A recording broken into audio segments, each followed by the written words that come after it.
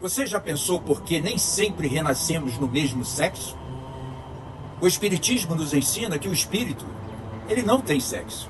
Ele é eterno e percorre muitas existências, reencarnando, ora como homem, ora como mulher.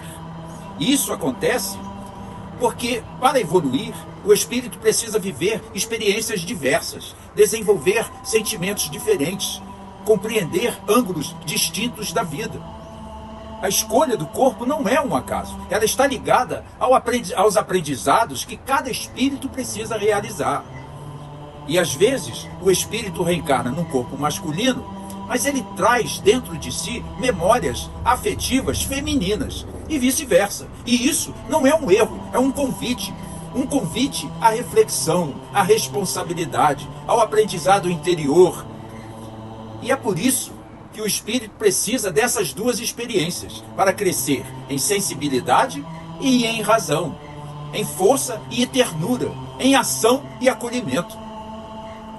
A sexualidade, do ponto de vista espiritual, é um reflexo da trajetória da alma. É a expressão de um passado espiritual profundo. Pessoas que hoje sentem atração por alguém do mesmo sexo, em outras, viveram afetos intensos em situações diferentes.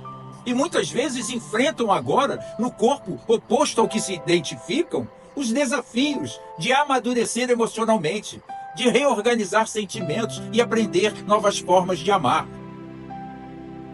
O amor, ele não cabe em rótulos, ele ultrapassa a ideia do gênero, de aparência ou de qualquer tipo de regras fixas. Mas isso não significa que tudo se justifica apenas pelo desejo. Não, existe uma responsabilidade espiritual nossa em cada escolha, inclusive no campo afetivo ou no campo sexual. Por isso, o encarnado é convidado a compreender o sentido daquela existência, para não apenas reviver antigos impulsos, mas dar a esses impulsos, um novo rumo, muito mais consciente e mais elevado. A energia sexual é uma força poderosíssima divina, e por meio dela nascem os lares, as famílias, a reencarnação. Ela é uma potência criadora que exige direção, discernimento e equilíbrio. O sexo, para o espiritismo, ele não é tabu, é instrumento sagrado da evolução. E como todo instrumento poderoso, ele pede também sabedoria no seu uso. Ele não deve, logicamente, ser negado e nem tampouco banalizado. E nesse sentido, o espírito que reencarna em um corpo diferente do seu padrão afetivo está diante de uma tarefa importante. Não basta apenas viver o que ele sente sem qualquer tipo de reflexão.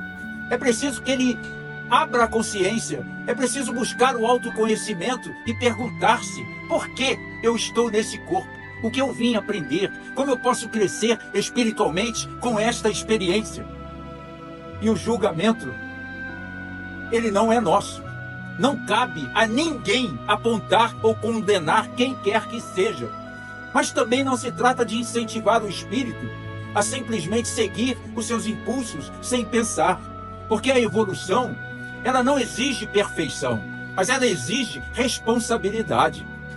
E essa responsabilidade começa pelo esforço íntimo de entender, de sublimar e orientar os seus próprios desejos. Como nos ensina Emmanuel, cada criatura traz temas particulares com o sexo, segundo as suas vivências reencarnatórias. Trazem no coração afetos antigos, desejos às vezes confusos, tendências que nem sempre compreendem. E não se trata de obrigar ninguém a negar o que ela sente, mas de despertar a sua consciência para o valor do esforço, o valor do esforço. Muitos espíritos que viveram de forma irresponsável a sua sexualidade no passado, ferindo corações, usando os outros como objetos de prazer, hoje eles renascem em corpos que não refletem o seu padrão psicológico anterior. E tudo é um recomeço, é uma tentativa da alma de se proteger das paixões que a desequilibraram. E isso não é punição, mas é como se fosse uma oportunidade de reparar, de compreender e de crescer. O espírito que reencarna num corpo diferente do seu padrão afetivo está ali por algum motivo. E muitas vezes esse motivo é o aprendizado de um novo papel. É o desenvolvimento de qualidades que ele ainda não conhece. Não para reprimir aquela sua essência, mas para ampliá-la. E é natural que surjam conflitos, mas o objetivo não é viver uma vida falsa. É viver uma vida transformadora. Nem todos conseguirão reorientar os seus desejos, e isso não os faz menos dignos. E quando o amor cresce junto com a alma, ele vai se espiritualizando, torna-se mais puro, mais generoso, mais próximo do amor divino. Muitos espíritos que hoje enfrentam dores e conflitos no campo afetivo estão apenas se reajustando, eles estão reaprendendo a amar, a renunciar, a buscar equilíbrio, a respeitar o outro e a si mesmos. Por isso, muitos ainda vivenciam profundas angústias no campo sexual. São ecos de um passado que ainda pulsa. Mas, ao se esforçarem com sinceridade, ao escolherem caminhos mais conscientes, esses mesmos espíritos poderão transformar as suas sombras em luz, em muita luz.